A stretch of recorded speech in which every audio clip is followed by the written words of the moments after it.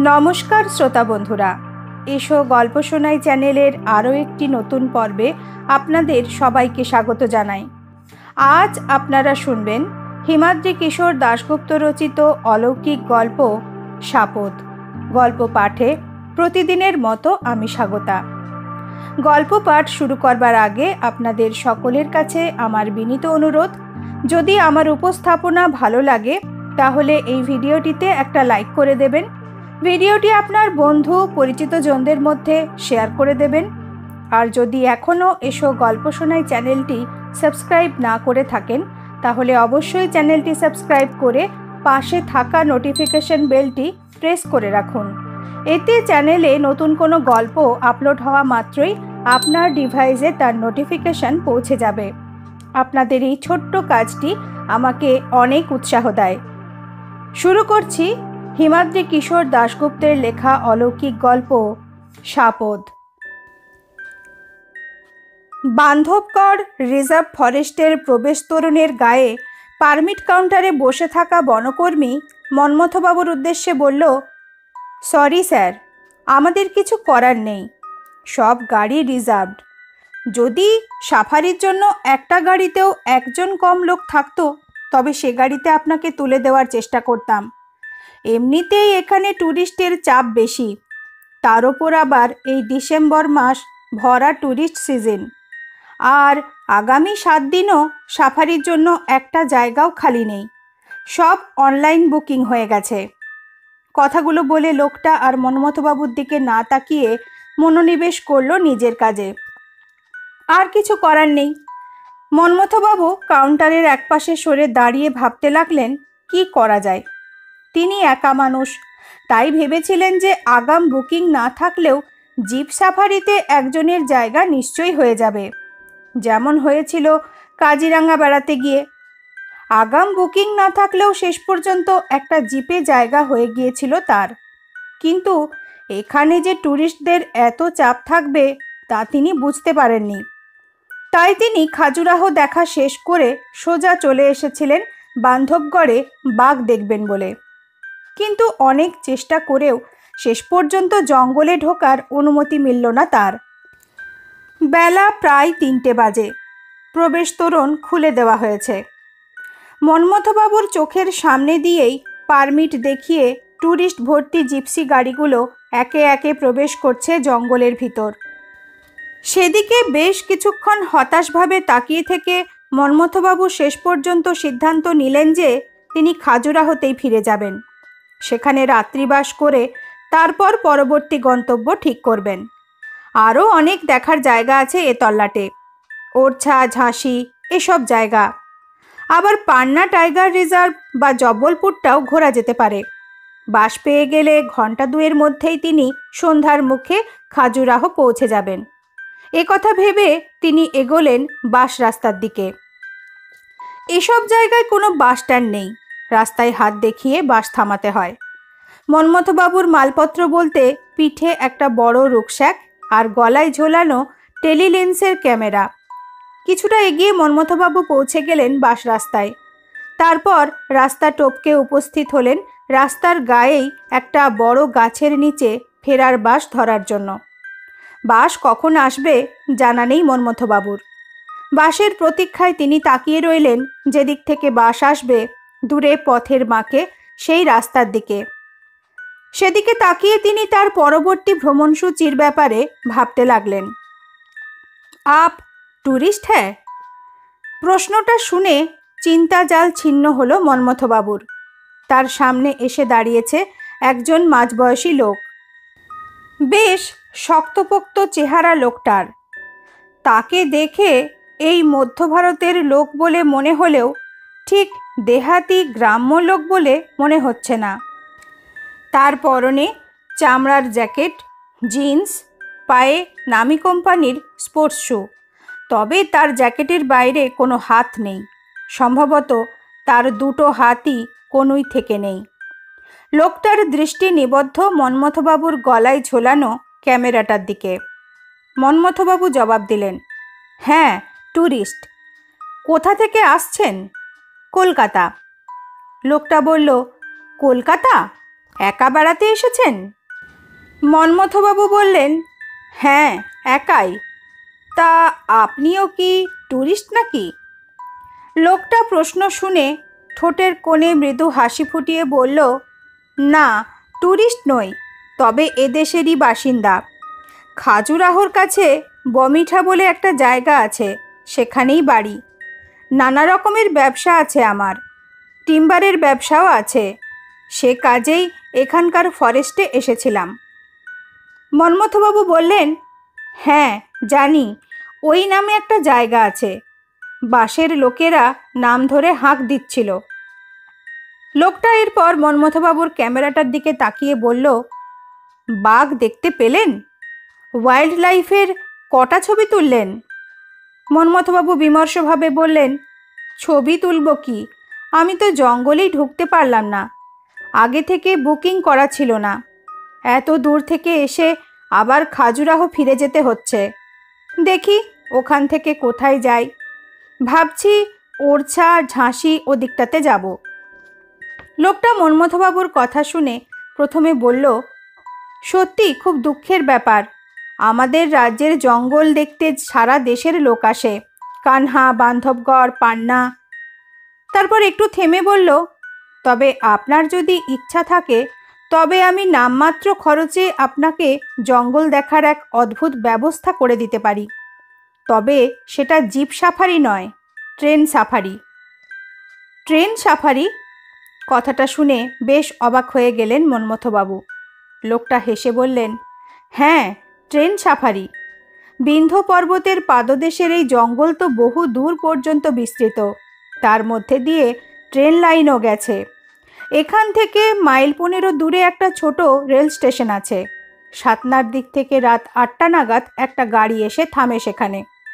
মাঝরাতে জঙ্গলের মধ্যে দিয়ে প্রায় 100 মাইল পথ অতিক্রম করে ভোরের দিকে ওরছা পৌঁছয়।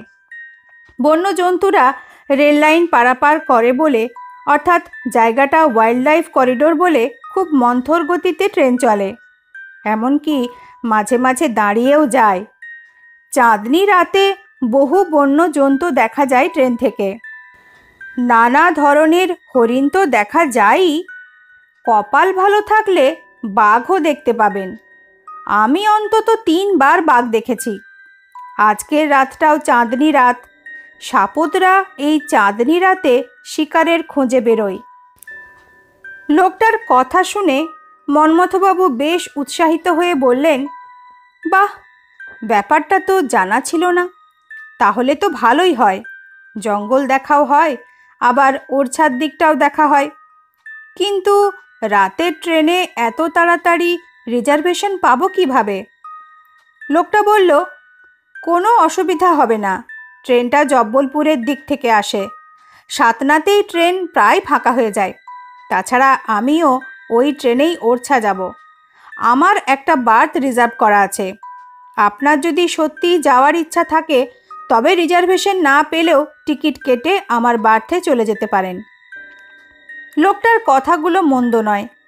কাজেই প্রস্তাবটা লুফে নিয়ে মন্মথবাবু বললেন, তবে ট্রেন সাফারি করব। আপনি স্থানীয় লোক বলে ব্যাপারটা জানলাম, বাইরের ট্যুরিস্টদের ব্যাপারটা জানা নেই। লোকটা হেসে বলল, হ্যাঁ, জানা নেই। ব্যাপারটা জানাজানি যখন বেশি হবে তখন ফরেস্ট ডিপার্টমেন্টের আয় কমে যাবে। সামনে জঙ্গলের মধ্যে লাইনটা প্রথমে পাতা হয়েছিল মালগাড়ির জন্য। তাতে জঙ্গল থেকে কাঠের বড় বড় গুঁড়ি বা লগ বয়ে নিয়ে যাওয়ার জন্য। বছরখানেক ধরে অন্য লাইনের চাপ কমানোর জন্য 2-3টে ট্রেন আসা যাওয়া করছে ওই জঙ্গলের মধ্যে দিয়ে। কাজেই ব্যাপারটা এখনও তেমন প্রচারিত হয়নি। কথাগুলো বলে লোকটা মন্মথবাবুকে নিজের নাম জানালো, ছগন সিং। মন্মথবাবুও নিজের নাম পরিচয় বললেন। ঠিক এই সময় বাসের হর্ন শোনা গেল। বাস আসছে। সেটা দেখে ছগন সিং বলল, চলুন তবে উঠে পড়া যাক। হাত দেখিয়ে বাস থামিয়ে তাতে উঠে পড়লেন দুজন। 10 টাকা জনপ্রতি ভাড়া। সেটা কিছুতেই মন্মথবাবুকে দিতে দিল না ছগন সিং। সে বলল, আপনি আমাদের দেশে মেহমান, এই সামান্য টাকাটা দেওয়া আমার কর্তব্য। কন্ডাক্টর তার পকেট থেকে টাকা তুলে নিল। মন্মথবাবু বেশ খুশি হলেন তার কথা শুনে। ছুটে চলেছে বাস। রাস্তার দুপাশে জঙ্গল দেখা যাচ্ছে। সেদিকে তাকিয়ে মন্মথবাবু বললেন, আপনাদের এখানে এসে যাদের সঙ্গে কথা বলছি তাদের প্রত্যেকেরই খুব ভালো ব্যবহার, কিন্তু জানেন, একটা সময় মধ্যপ্রদেশ মানেই বাইরের লোকের প্রথমেই মনে হতো চম্বলের কথা, অর্থাৎ ডাকাতদের কথা। মন্মথবাবুর কথা শুনে ছগন সিং হেসে বলল, হ্যাঁ জানি, সে সময় চম্বলের জন্যই সারা দেশে বদনাম ছড়িয়েছিল। তবে গত 30 বছরে পরিস্থিতি অনেক বদলেছে। যারা ডাকাতি করত তারা এখন খেতিবাড়ি ঘর সংসার করে। মন্মথবাবু এবার বললেন, কিছু যদি মনে না করেন তবে বলবেন আপনার হাত দুটোর কি হয়েছিল? ছগন সিং মৃদু হেসে বলল, মনে করার কিছু নেই, টিম্বারের ব্যবসা করাত কলে অসতর্কবশত হাত দুটো চলে গেল। দুজনের কথার ফাঁকে এগিয়ে চলল বাস।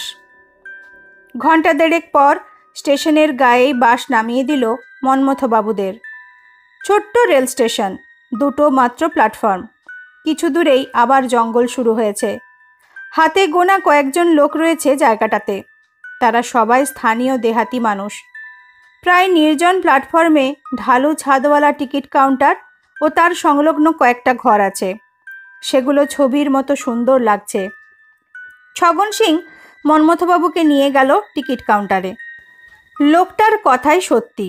সহজেই ওরছা যাওয়ার সেই রাতের ট্রেনে রিজার্ভেশন পেয়ে গেলেন মন্মথবাবু, তাও আবার লোয়ার বার্থে।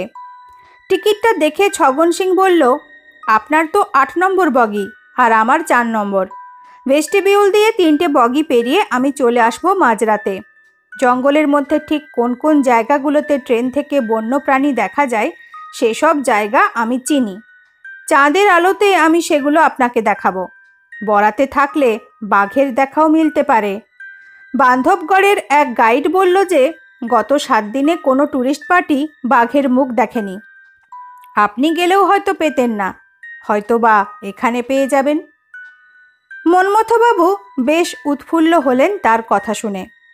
ছগন সিং এরপর মন্মথবাবুকে নিয়ে গেলেন পাশের ওয়েটিং রুমে। ছোট হলেও বেশ ঝকঝকে তকতকে ওয়েটিং রুম। কোনো লোকজন নেই সেখানে। ছগন সিং বলল, ট্রেন আসতে তো 1 ঘণ্টা 3 সময় লাগবে। এই সময়টা বেঞ্চে শুয়ে ঘুমিয়ে নিতে পারেন, কেউ বিরক্ত করবে না। তাছাড়া এখানে চোর ডাকাতের ভয় নেই, আপনি নিশ্চিন্তে থাকতে পারেন। কাছে ফরেস্ট ডিপার্টমেন্টের একটা ছোট অফিস আছে, সেখানে আমার একজন চেনা লোক আছে। আমি তার সঙ্গে এখন দেখা করতে যাব। চিন্তা নেই, ট্রেন আসার আগেই আমি ফিরে আসব। মন্মথবাবু বললেন, ঠিক আছে, আমার কোনো অসুবিধা হবে না। এরপর তারা দুজন ওয়েটিং রুমের বাইরে বেরিয়ে গেল আর মন্মথবাবু পায়চারি করতে লাগলেন প্ল্যাটফর্মে। দূরে জঙ্গলের মাথায় সূর্য অস্ত যেতে চলেছে। ভারী সুন্দর দৃশ্য। মন্মথবাবু বেশ কয়েকটা ছবিও তুললেন সে দৃশ্যের। ধীরে ধীরে এক সময় সত্যি সূর্য ডুবে গেল। গাঢ় অন্ধকার নেমে আসতে লাগলো অরণ্যের বুকে। আর তার সঙ্গে সঙ্গেই প্ল্যাটফর্মে যে 2-4 জন লোক ছিল তারাও কোথায় যেন অদৃশ্য হয়ে যেতে লাগলো। এর কারণটা অবশ্য কিছুক্ষণের মধ্যে বুঝতে পারলেন মন্মথবাবু। অন্ধকার নামার সঙ্গে সঙ্গেই প্রবল ঠান্ডা পড়তে শুরু করেছে। এসব অঞ্চলের আবহাওয়া এমনই। গরমের সময় দিনের বেলা খুব গরম, আর শীতকালে অন্ধকার নামলেই মারাত্মক ঠান্ডা। অন্ধকার নামতে প্ল্যাটফর্মে সামান্য কটা আলো জ্বলে উঠল ঠিকই, কিন্তু ঠান্ডার দাপটে মন্মথবাবু আর বাইরে থাকা সমীচীন মনে করলেন না। প্ল্যাটফর্ম ছেড়ে তিনি ঢুকে পড়লেন ওয়েটিং রুমে। একটা খয়াটে আলো জ্বলছে ঘরটাতে।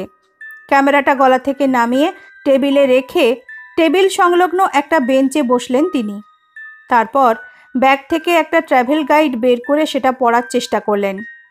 কিন্তু ঘরের আলোটা এত কমজোরি যে গাইড বুকের খুদে খুদে হরফগুলো পড়তে গেলে চোখে লাগছে। কাজেই মন্মথবাবু বইটা বন্ধ করে দিলেন। সারা দিনের দৌড়ঝাঁপে ঝিমুনি নেমে আসতে লাগলো তার চোখে। ঢুলতে লাগলেন তিনি। ঘুমিয়েই পড়েছিলেন মন্মথবাবু। 7টা নাগাদ একটা শব্দে ঘুম ভেঙে গেল তার। কাঁচের দরজা ঠেলে ভিতরে প্রবেশ করছে একজন লোক। দরজা খোলার যে শব্দ, তাতেই ঘুম ভেঙেছে মন্মথবাবুর। তাকে দেখে সোজা হয়ে বসলেন তিনি। লোকটার পরনে ধুতি পাঞ্জাবির ওপর একটা কালো আলপাকার কোট, তার উপর এমনভাবে একটা কালো চাদর মাথা পর্যন্ত জড়ানো যে তার আড়াল থেকে শুধু নাক চোখ কিছুটা দেখা যাচ্ছে। পায়ে হাঁটু পর্যন্ত মোজা আর পামশু, তবে সঙ্গে কোনো লটবহর নেই। লোকটা ঘরে ঢুকে সম্ভবত একবার তাকালো মন্মথবাবুর দিকে, তারপর ধীর পায়ে এগিয়ে এসে মন্মথবাবুর টেবিলের কিছুটা তফাতে আলোর উল্টো দিকে মুখ করে মন্মথবাবুর মুখোমুখি বসল। আলোর বিপরীতে বসার কারণে লোকটার মুখ এবার পুরোপুরি অন্ধকারে ঢেকে গেল। কিন্তু কিছুক্ষণের মধ্যেই মন্মথবাবুর কেন জানি না মনে হলো যে লোকটা তার দিকেই এক দৃষ্টিতে তাকিয়ে আছে। যদিও লোকটার মুখ দেখতে পাচ্ছেন না তিনি, ব্যাপারটা তার অনুমান মাত্র। তবু কেমন যেন অস্বস্তি বোধ হতে লাগলো তার।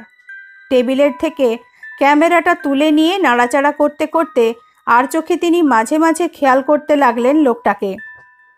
মন্মথবাবু আলোর দিকে মুখ করে বসে থাকার কারণে লোকটা নিশ্চয়ই স্পষ্ট দেখতে পাচ্ছে তাকে। টেলিলেন্স লাগানো ডিজিটাল ক্যামেরার পর্দায় নিজের তোলা বেড়ানোর ছবিগুলো দেখছিলেন মন্মথবাবু। হঠাৎ লোকটা তার উদ্দেশ্যে হিন্দিতে প্রশ্ন করল, আপনি ট্যুরিস্ট? রাতের ট্রেন ধরবেন নিশ্চয়ই? মন্মথবাবু হিন্দিতে জবাব দিলেন, হ্যাঁ ট্যুরিস্ট, রাতের ট্রেনই ধরব। লোকটা বলল, হ্যাঁ এ পথে একটাই ট্রেন এখন, কিন্তু ট্যুরিস্টরা তো এ ট্রেন ধরে না। অনেক ঘুর পথে বেশি দেরি করে জঙ্গলের মধ্যে দিয়ে গিয়ে এ ট্রেন ওরছা পৌঁছয়, যে কারণে প্রায় ফাঁকা থাকে ট্রেন। আপনি কোথা থেকে এসেছেন? লোকটার হিন্দিতে বলা কথাগুলোর উত্তরে মন্মথবাবু বললেন, আমি কলকাতা থেকে আসছি। খাজুরাহো দেখে বান্ধবগড় এসেছিলাম বাঘ দেখব বলে, কিন্তু আগাম বুকিং না থাকায় জঙ্গলে ঢুকতে পারলাম না। তখন একজনের কাছে শুনলাম যে চাঁদনি রাতে এ ট্রেনে চাপলে নাকি ওয়াইল্ড লাইফ দেখা যায়। সে বলল সে স্থানীয় লোক, এ পথে যাওয়া আসা করে, তাই তার কথা শুনে চলে এলাম। আপনি কি এখানেই থাকেন? ব্যাপারটা সম্বন্ধে কিছু জানেন? চাদরে ঢাকা লোকটা যেন মন্মথবাবুর কথা শুনে একটু সোজা হয়ে বসল। তারপর সংক্ষিপ্ত জবাব দিল, হ্যাঁ এখানেই থাকি। হ্যাঁ দেখা যায়। কথাগুলো বলে কেমন যেন প্রথমে নিশ্চুপ হয়ে গেল লোকটা, আবার কেমন যেন একটা অদ্ভুত নিস্তব্ধতা নেমে এলো ঘরের মধ্যে। তবে লোকটা কথা না বললেও একটা জিনিস মন্মথবাবু স্পষ্ট বুঝলেন যে লোকটা তাকিয়ে আছে তার দিকেই। এভাবে কেউ তাকিয়ে থাকলে বড় অস্বস্তি হয়। কাজেই তিনি একটু পর সেই অস্বস্তি ভাবটা কাটিয়ে তোলার জন্য কথা শুরু করতে যাচ্ছিলেন লোকটার সঙ্গে, কিন্তু তার আগেই লোকটা প্রশ্ন করল, আপনি একা বেড়াতে বেরিয়েছেন? মন্মথবাবু জবাব দিলেন, হ্যাঁ একাই বেড়াতে এসেছি। আমি সরকারি কর্মী, সারা বছর প্রচণ্ড কাজের চাপ থাকে, তবে বছরের এই শেষ সময়টাতে প্রতি বছর দিন সাতেকের ছুটি নিয়ে ঘুরতে বেরোই। বিয়ে করিনি, একা মানুষ, তাই একাই বেড়াই। তবে ট্যুরিস্ট পার্টির সঙ্গে বেড়াই না। একা থাকলে নিজের ইচ্ছা মতো ঘুরে বেড়ানো যায়।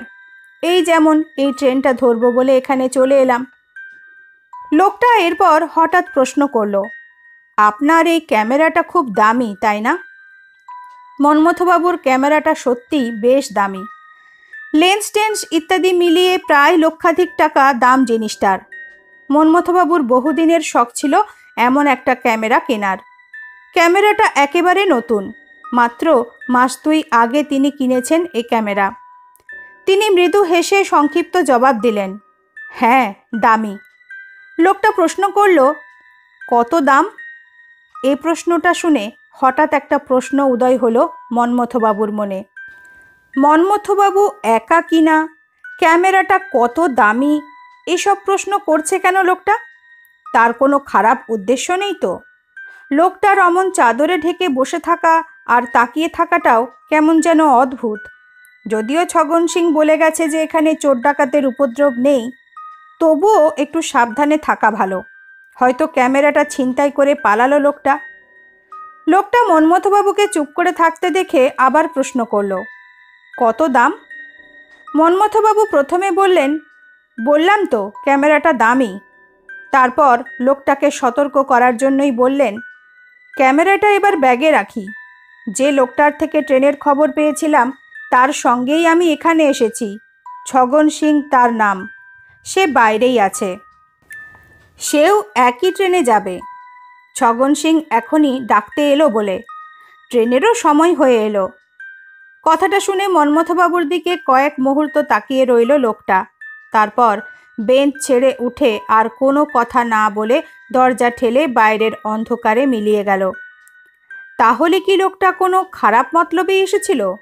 মন্মথবাবুর সঙ্গে স্থানীয় লোক আছে জেনে শেষে সরে পড়ল। ভাগ্যিস কথাটা বললেন মন্মথবাবু। ক্যামেরাটা ব্যাগে ভরতে ভরতে তিনি ভাবলেন কথাটা। কিছুক্ষণের মধ্যেই সত্যিই হাজির হলো ছগন সিং। তার বুকের কাছে কাটা কনুই দিয়ে চেপে ধরা আছে একটা ঠোঙা। সেটা দেখিয়ে ছগন সিং বলল, খাবার আনলাম আপনার, খেয়ে নিন। আপনার কোনো অসুবিধা হয়নি তো? মন্মথবাবু বেশ খুশি হলেন ছগন সিংয়ের ব্যবহারে। লোকটা বেশ অতিথি বৎসল। তিনি বললেন, আপনার কষ্ট করার দরকার ছিল না। সঙ্গে শুকনো খাবার আছে, সেগুলোই খেয়ে নিতাম। আমার কোনো অসুবিধা হয়নি এখানে থাকতে। একটা উটকো লোক এসেছিল, সে চলে গেছে। মন্মথবাবুর কথা শুনে হাসল ছগন সিং। ওয়েটিং রুমেই ছগন সিংয়ের আনা রুটি সবজি দিয়ে রাতের খাবার সেরে নিলেন মন্মথবাবু। তারপর ধীরে সুস্থে যখন তারা দুজন বাইরে প্ল্যাটফর্মে বেরিয়ে এলেন, তখন 8টা বাজতে আর কিছু সময় বাকি। চাঁদ উঠে গিয়েছে আকাশে। সেই আলোতে জেগে উঠেছে দূরের বনভূমি। ছগন সিং সেদিকে তাকিয়ে বলল, কি সুন্দর চাঁদ উঠেছে দেখেছেন? এমন চাঁদের আলোয় আমি ট্রেন থেকে বাঘ দেখেছিলাম।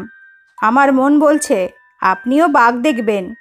মন্মথবাবু পুলকিতভাবে বললেন, তাহলে ভ্রমণ সার্থক হবে আমার। সুন্দরবন, কাজিরাঙা, করবেট অনেক জঙ্গলে গেছি, কিন্তু বাঘ দেখিনি। বাঘ দেখা শুনেছি ভাগ্যের ব্যাপার। হয়তো সেজন্যই যোগাযোগ হলো আপনার সঙ্গে।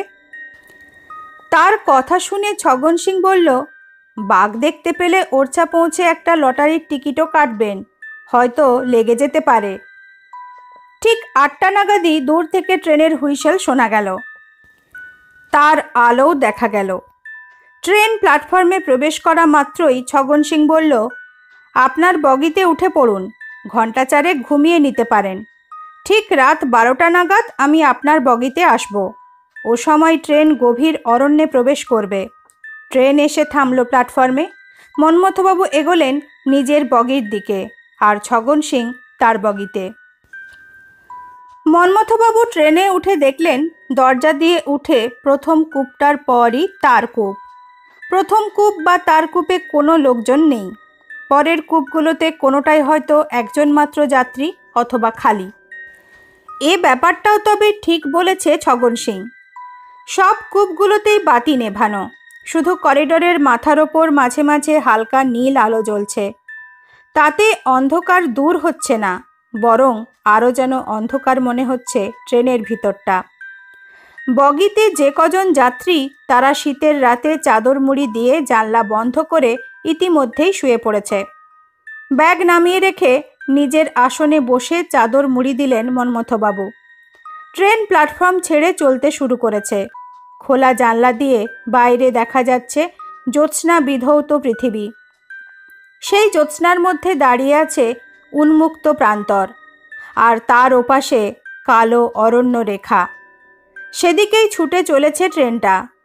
ছগন সিং বলেছে সে রাত 12টায় আসবে, যখন ওই কালো রেখার অন্তঃপুরে গভীর অরণ্যে প্রবেশ করবে ট্রেন।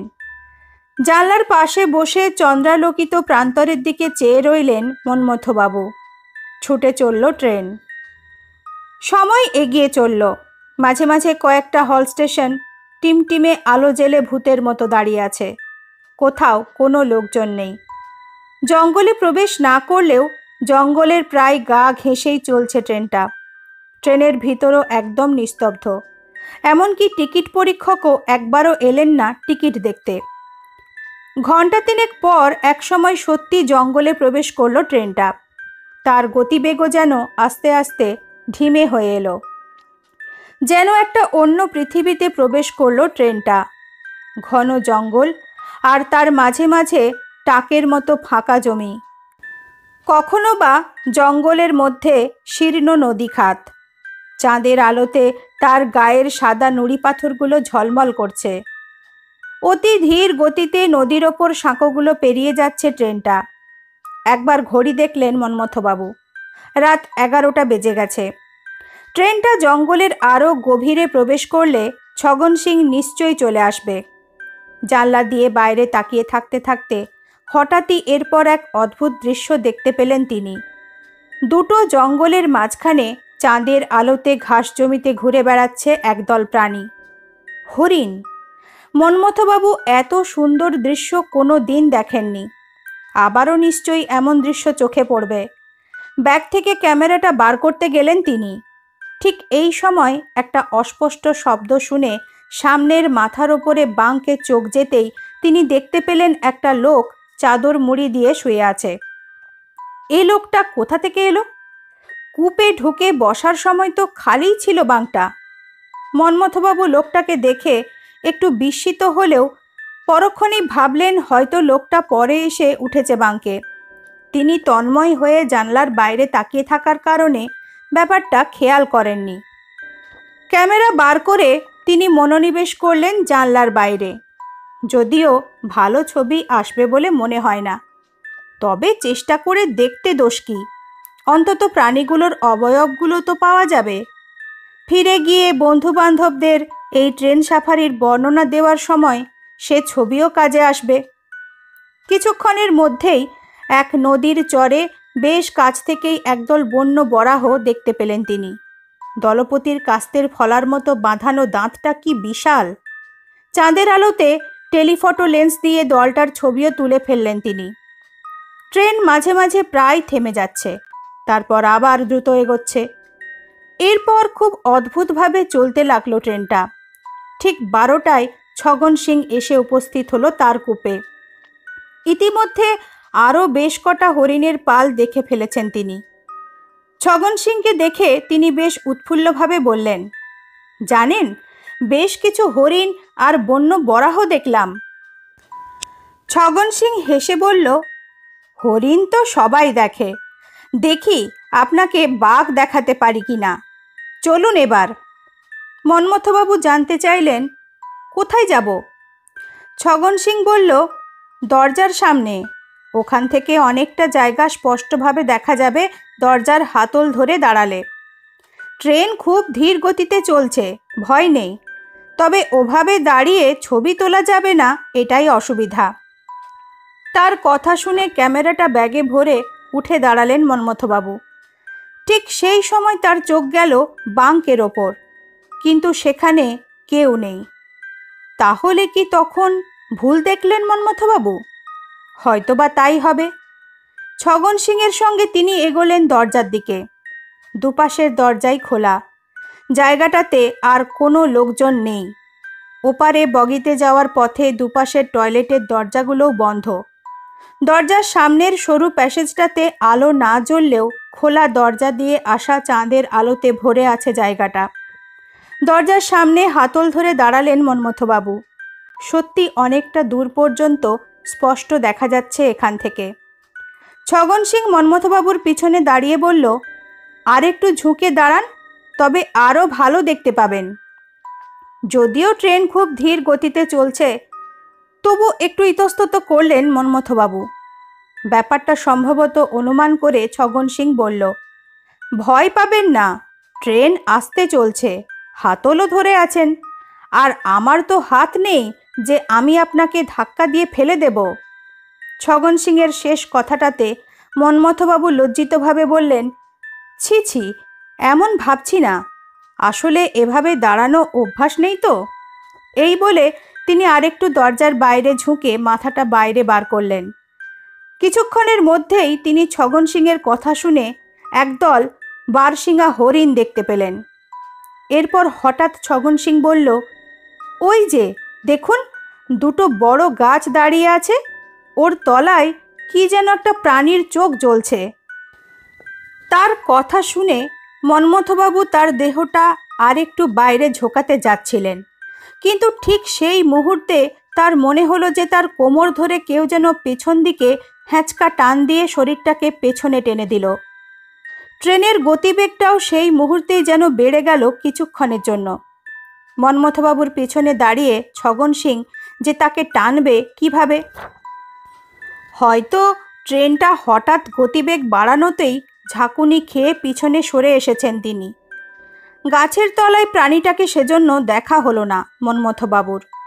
এরপর আরও কিছু সময় কেটে যাওয়ার পর ছগন সিং বলল, সামনে একটা নালা আসছে, ওর পাড়টা খেয়াল রাখবেন ভালো করে, ওখানেই আমি প্রথমবার বাঘ দেখেছিলাম। কিছুক্ষণের মধ্যেই নালাটা দেখা গেল।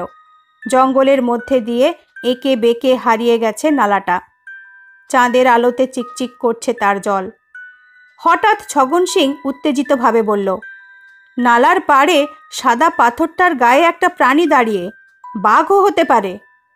মন্মথবাবু বললেন, কই কই? ছগন সিং বলল, ওই তো নালার বাঁ পায়ে সাদা পাথরটার গায়ে।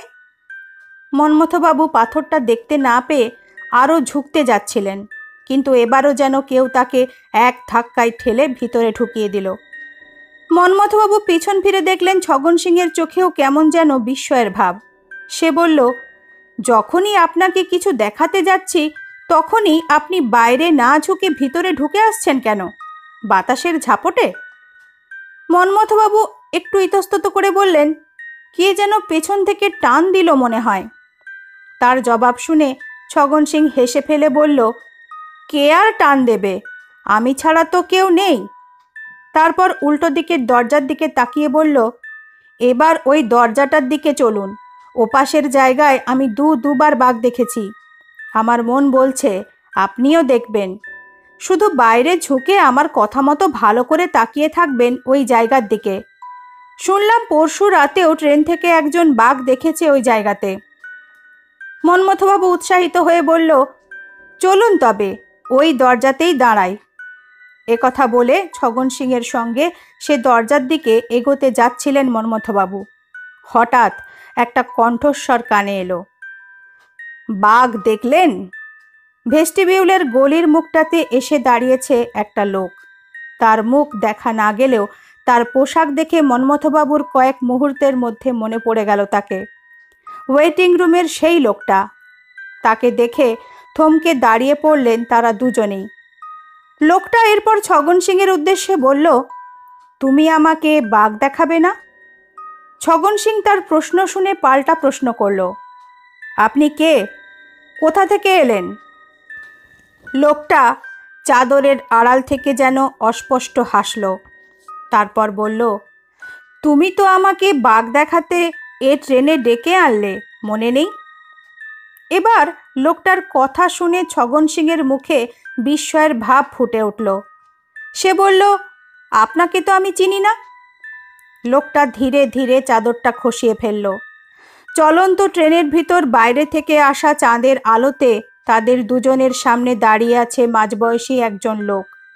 তার দৃষ্টি ছগন সিংয়ের দিকে নিবদ্ধ।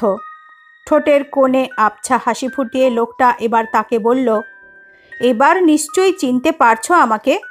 সেবার তো বাঘ দেখা হলো না, এবার আমি বাঘ দেখাবো তোমাকে। আমি এখন জানি কোথায় বাঘ আছে। চলো দরজার কাছে গিয়ে দাঁড়াই। মন্মথবাবু এবার খেয়াল করলেন লোকটার দিকে তাকিয়ে ছগন সিংয়ের চোয়ালটা কেমন যেন হাঁ হয়ে গেছে। বিস্ফারিত চোখে সে তাকিয়ে আছে লোকটার দিকে। তার চোখের ভাষা বলে দিচ্ছে সে চিনতে পেরেছে আগন্তুককে। লোকটা এরপর ছগন সিংয়ের দিকে এক পা বাড়ালো, সম্ভবত তাকে দরজার দিকে নিয়ে যাওয়ার জন্য। ট্রেনটার গতি আবার হঠাৎ যেন বেড়ে গেছে, কিন্তু লোকটা তার কাছে পৌঁছবার আগে মন্মথবাবুকে চমকে দিয়ে চলন্ত ট্রেনের খোলা দরজা দিয়ে ঝাঁপ দিল বাইরে। কিসের সঙ্গে বাইরে যেন ধাক্কা খেল তার দেহটা। ছগন সিংয়ের শেষ আর্ত চিৎকার হারিয়ে গেল ট্রেনের শব্দের সঙ্গে। হতভম্ব মন্মথবাবু। এ কি হলো? লোকটার দিকে তাকালেন তিনি। উত্তেজনায় হাত পা কাঁপছে তার। এ লোকটা কে? লোকটাও দেখছে তাকে। কয়েক মুহূর্ত পরস্পরের দিকে তাকিয়ে থাকার পর লোকটা স্পষ্ট বাংলা উচ্চারণে বলল, খুব বাঁচা বেঁচে গেলেন আপনি। ভাগ্যিস ওয়েটিং রুমে আমাদের দেখা হয়েছিল। তার কথা শুনে বিস্মিত মন্মথবাবু একটু ভরসা পেয়ে বললেন, আপনি বাঙালি? আমি তো কিছুই বুঝতে পারছি না। লোকটা মৃদু হেসে বলল, হ্যাঁ, বাঙালি। মাস 6 আগে আমাকেও আপনার মতো এই হাত কাটা লোকটা বান্ধবগড় থেকে এখানে বাঘ দেখাতে এনেছিল। আমি আপনাকে পিছনে না টানলে আপনার দেহটাও এতক্ষণে নির্জন জঙ্গলে পড়ে থাকতো। আপনার ক্যামেরা, ব্যাগ এসব নিয়ে চম্পট দিত লোকটা। আপনার দেহে জামা কাপড়ের ভেতর যা থাকতো তা হাতিয়ে নিত জঙ্গলের ভেতর থাকা ওর লোকেরা। তার কথা শুনে মন্মথবাবু বিস্মিতভাবে বললেন, কি বলছেন আপনি? ছগন সিং কি আমাকে ধাক্কা দিয়ে ফেলে দিত? কিন্তু ওর হাত দুটো তো কাটা, কিভাবে ধাক্কা দিত সে? তাছাড়া আমি তো দরজার হ্যান্ডেল ধরেছিলাম। লোকটা এবার হেসে বলল, ওটাই তো ওর কৌশল, যে কারণে লোকে নির্ভয়ে ওর কথা শুনে মাথা ঝোঁকাবে বাইরে। তারপরই ভয়ঙ্কর কাণ্ড ঘটবে। দরজা থেকে বাইরে ঝুঁকে পড়া লোকটা বুঝবেই না কিভাবে তার মৃত্যু ঘনিয়ে আসছে। পুলিশও তার মৃতদেহটা দেখলে কোনো সন্দেহ করবে না, ভাববে এটা নিছক দুর্ঘটনা। আপনি এখানে দাঁড়িয়েই বাইরের দিকে তাকান, আমি আপনাকে ব্যাপারটা বুঝিয়ে দিচ্ছি। লোকটার কথা শুনে মন্মথবাবু তাকালেন বাইরের দিকে। ট্রেন কখনো মন্থর হচ্ছে, আবার কখনো দ্রুত ছুটছে। বাইরে জেগে আছে চন্দ্রালোকিত বনভূমি। হঠাৎ ট্রেনটা কটা ইলেকট্রিক পোস্ট পেরিয়ে গেল। সঙ্গে সঙ্গে লোকটা বলে উঠল, ওই কংক্রিটের খুঁটিগুলো দেখছেন? ওগুলো একদম লাইনের গা ঘেঁষে বসানো। মাথাটা একটু বেশি বাইরে বের করলেই ওর ধাক্কায় মৃত্যু অবধারিত। খুঁটিগুলো কোথায় বসানো তা জানা ছিল হাতকাটা লোকটার। ঠিক সময়ে আপনাকে বাইরে দেখাবার চেষ্টা করছিল হাতকাটা শয়তান, ঠিক যেমন আমাকে দেখিয়েছিল। আর তারপর মন্মথবাবুর কাছে এবার স্পষ্ট হয়ে গেল ব্যাপারটা। শিউরে উঠে তিনি বললেন, এবার বুঝতে পারলাম আপনাকে দেখে ছগন সিং বাইরে লাফ দিল কেন। পুলিশে ধরা পড়ার ভয়ে। লোকটা তো ভয়ঙ্কর। আপনি বেঁচে না থাকলে তো আমিও মারা পড়তাম। ভাগ্য ভালো যে ট্রেন থেকে পড়েও আপনি বেঁচে গেছেন। আপনার নাম কি? কোথায় থাকেন? লোকটা বিষণ্ণ হেসে বলল, আমিও আপনার মতো একলাই বেড়াতে এসেছিলাম বান্ধবগড়। তারপর হাত কাটা শয়তানটার পাল্লায় পড়লাম। এখন এখানেই থাকি। নামধাম জেনে এখন আর লাভ নেই। বিদেশ বিভুঁইয়ে একটু সাবধানে চলাফেরা করবেন। আপনার ওরছা ভ্রমণ শুভ হোক। এই বলে পাশের বগিতে যাওয়ার ভেস্টিবিউলের গলিতে মিলিয়ে গেল লোকটা। হতভম্বের মতো সেখানে কিছুক্ষণ দাঁড়িয়ে থেকে নিজের কূপে ফিরে গেলেন মন্মথবাবু।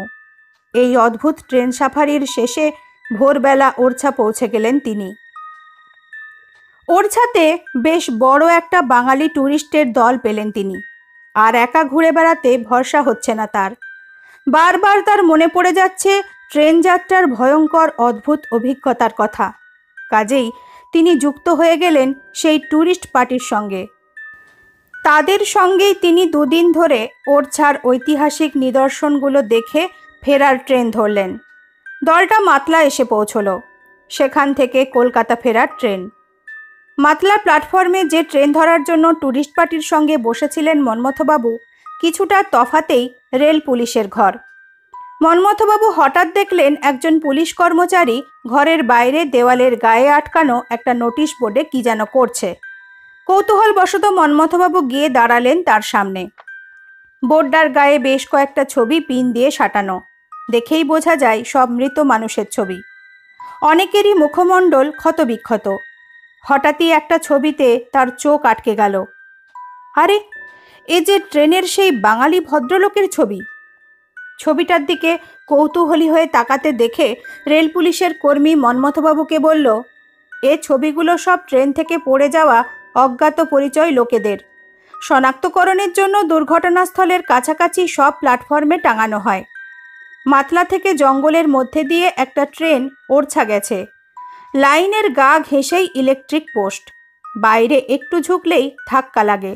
এখানের বেশিরভাগ ছবি ওই পোস্টে ধাক্কা খেয়ে জঙ্গলে ছিটকে পড়া মৃত মানুষদের, যেমন 6 মাস আগে এই ছবিটা এসেছিল। এই বলে তিনি আঙুল তুলে দেখালেন যে ছবির দিকে মন্মথবাবু তাকিয়ে আছে সেই ছবিটা। আর তারপর লোকটা একটা ছবি বোর্ড পিন দিয়ে নোটিশ বোর্ডে আটকে দিয়ে বলল, আরও 2 দিন আগে এই লাশটা ইলেকট্রিক পোস্টে ধাক্কা খেয়ে পড়েছিল ওই জঙ্গলেই। আজই এখানে ছবিটা পাঠানো হয়েছে।